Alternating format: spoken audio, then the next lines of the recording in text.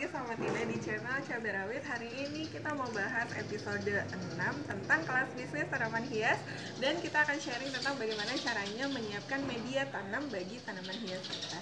Nah, di episode sebelumnya kan Tina udah cerita tentang tanaman hias apa aja yang mau kita budidaya. Ada 3 jenis tanaman hias. Yang pertama tanaman hias jenis anggrek, yang kedua jenis aglonema, dan yang ketiga jenis tanaman hijau. Jadi kita mau mempersiapkan bagaimana caranya menyiapkan media tanam yang baik dan tepat buat tanaman-tanaman kita sambil kita nunggu bibit-bibit yang mungkin lagi pada pesan di Shopee, pada pesan di online shop yang belum datang. Jadi kita siapin dulu media tanaman hiasnya. Yang pertama, kita mau siapin media tanam untuk anggrek yang dikeluarkan dari botolnya.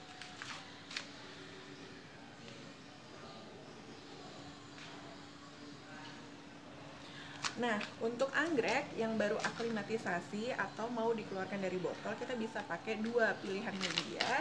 Yang pertama,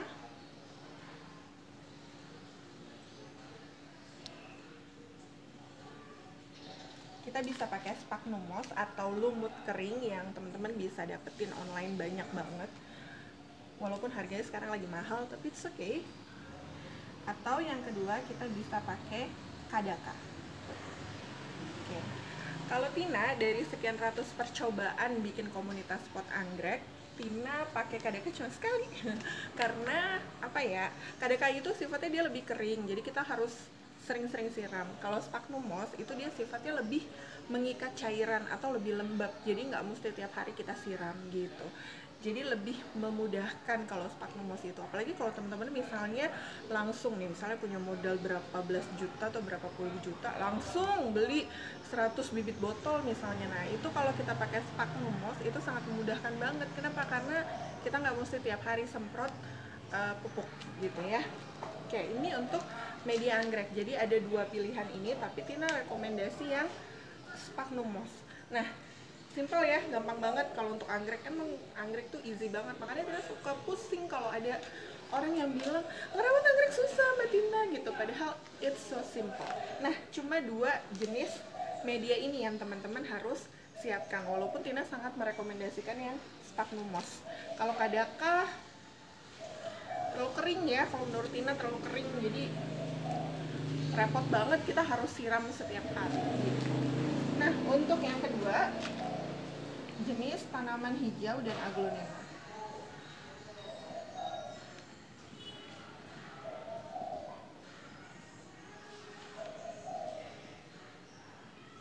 Untuk pemula, Tina nggak pakai campuran yang aneh-aneh, yang banyak banget, yang pasir malang, yang perlite, yang sekam bakar, yang apalah itulah lah gitu. Tina cukup untuk pemula cuma 2 formulasi aja. Yang pertama, pakai humus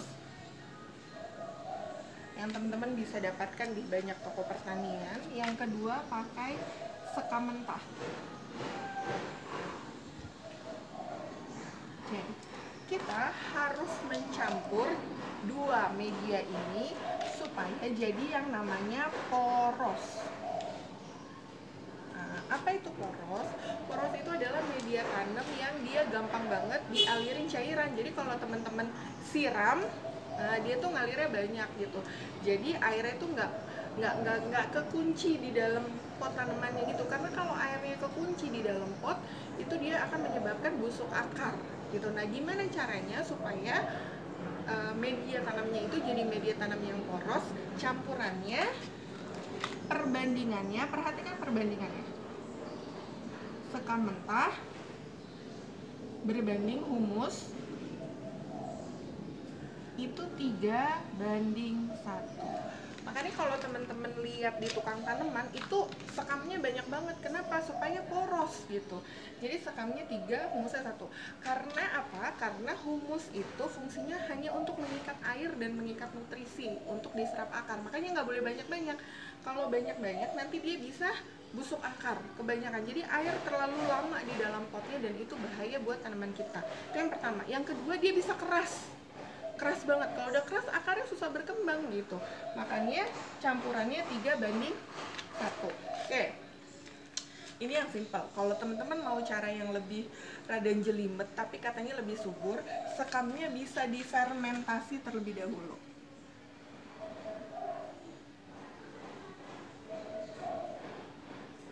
Nah, untuk fermentasi ini dia butuh waktu 1 bulan. Dia butuh waktu 1 bulan sebelum bisa digunakan sebagai media tanam. Konon kabarnya fermentasi, sekam yang difermentasi itu bisa menghasilkan tanaman yang lebih subur ketimbang sekam yang langsung dipakai gitu. Nah, bagaimana cara fermentasinya? Yang pertama, sekam ini kita jemur dulu. Jemur seharian lah ya, sampai kering gitu. Terus kemudian yang kedua, setelah sekamnya dijemur, sekamnya diaduk dengan pupuk POC. Aduk dengan POC atau pupuk organik cair. Jimmy Hantu ada pupuk organik cair yang ijo royo-royo. Nah, diaduk. Setelah diaduk, tempatkan di wadah tertutup.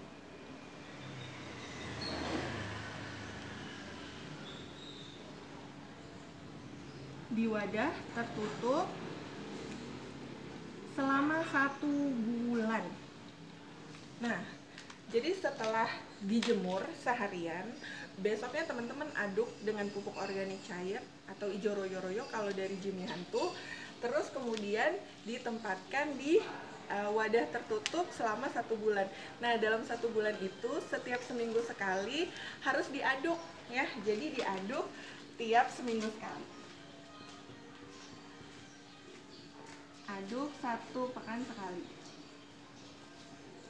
Nah, kalau sudah sebulan, nanti boleh dikeluarkan dan bisa digunakan untuk media tanam dicampur dengan humus. Nah, itu media tanam yang harus kita siapkan kalau kita mau berbisnis tanaman hijau atau aglonema. Dan jangan lupa, yang terakhir, kita butuh yang namanya